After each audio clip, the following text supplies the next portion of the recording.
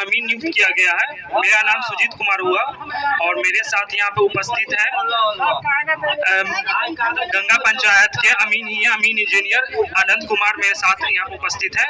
और हमारे साथ हमारा जो शिविर लगा हुआ है पूसा ब्लॉक में अभिलेखागार में, उसमें शिविर लगा हुआ है जिसमें हमारे साथ 6 अमीन रहेंगे अलग अलग पंचायत के, और साथ में एक लिपिक होंगे, और हम लोगों से ऊपर एक कानूनगो मैम है, और उनसे भी ऊपर सहायक बंदोबस्त पदाधिकारी है। इस भू सर्वेक्षण कार्य में कई प्रक्रिया निहित है जिसमें आप लोगों को कुछ प्रपत्रों से होकर गुजरना होगा, जिसमें पहला प्रपत्र होता है उद्घोषणा का, जिसमें उद्घोषणा का कार्य बंदोबस्त पदाधिकारी द्वारा होता है, जो उद्घोषणा हो चुका है पूरे जिले में। और उसके बाद होता है प्रपत्र 1 में हम लोग द्वारा ही उद्घोषणा किया जाता है, जो हम लोग कर चुके हैं। और आपका प्रपत्र 2 होता है स्वघोषणा, जिससे स्वघोषणा आपको करना पड़ता है, जिसमें आपको अपना संपत्ति का ब्यौरा देना होता है कि ये जो संपत्ति है आपका वो किनके नाम पे है, और कितना आपका रकबा है, कितना मतलब किस खेसरा संख्या में कितना रकबा है, और आपका उसमें चौहद्दी भी निहित है। अगर आपको चौहद्दी पता है तो आप चौहद्दी उसमें दे सकते हैं, और लगान का भी, लगान का आपको नहीं पता है तो उसमें खाली छोड़ सकते हैं। और उसमें खाता संख्या है, खाता संख्या उसमें देना है।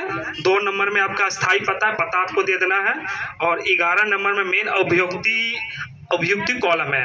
अभियुक्ति कॉलम में अगर आपको किसी भी तरह का समस्या है, विवादित जमीन है, या किसी जमीन से लेकर किसी भी तरह का समस्या है, या केस चल रहा है कोर्ट में, वो सभी चीज़ें 11 नंबर कॉलम में आपको फिल करके उसमें दे देना है। उसके बाद आता है अगर खतियानी जमीन है तो आप लोग को वंशावली देना है। वंशावली अगर आप लोग खुद से भी स्वघोषित करके दे सकते हैं।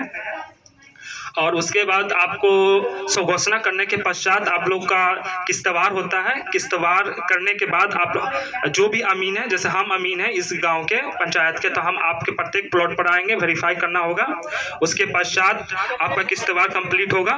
उसके बाद खाना पूर्ति होगा, और खाना पूर्ति के पश्चात आप लोग को कुछ दस्तावेज मिल जाएंगे जो प्रपत्र 7 के अंतर्गत आते हैं।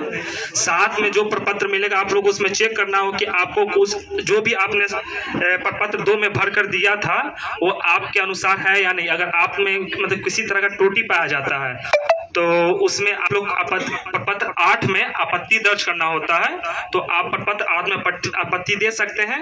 उसके बाद आपको प्रपत्र 12 में आप लोग को जो भी आप आपत्ति दी है वो सुधार करके आप लोग को जितने भी पंचायत भवन है या सरकारी आवास है वहाँ पर आप लोगों को वो दीवार पर चिपका दिया जाएगा। आप लोग वहाँ से चेक कर लेंगे।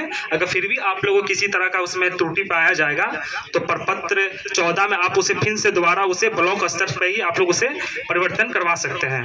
अगर उसके पश्चात भी अगर उसमें सुविधा नहीं आता है या आप लोग में ही कुछ कमियाँ रह जाती है तो उसे दूर करने के लिए प्रपत्र 21 होता है, तो उस प्रपत्र 21 में भी आप लोग सुधार करवा सकते हैं। लेकिन इतने मौकों के बाद भी अगर आप लोग के द्वारा ध्यान ना दिए या गड़बड़ी रह जाता है तो आप लोग को लास्ट जो बचेगा वो जिला में होगा।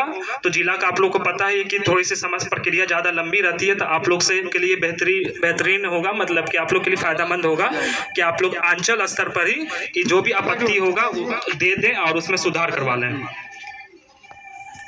कुछ क्वेश्चन पूछना हो तो आप पूछ सकते हैं।